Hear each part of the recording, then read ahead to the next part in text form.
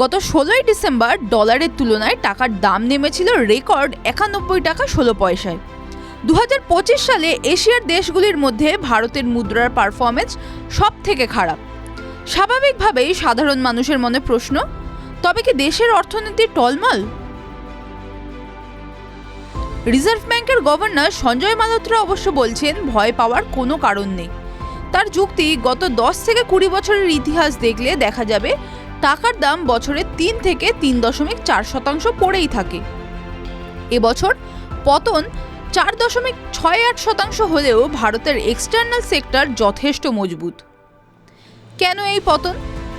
টাকার দাম পতনে 3টি কারণ স্পষ্ট। প্রথম, বিশ্ববাজারে ডলারের বাড়বাড়ন্ত।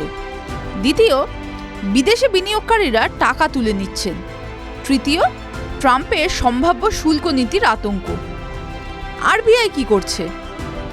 আপনি হয়তো ভাবছেন ভারতীয় রিজার্ভ ব্যাংক কেন হস্তক্ষেপ করছে না।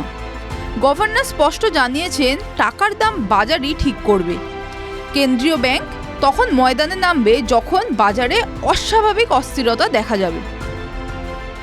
আসলে মুদ্রাস্ফীতি নিয়ন্ত্রণে থাকায় রিজার্ভ ব্যাংক এখন কিছুটা নমনীয়।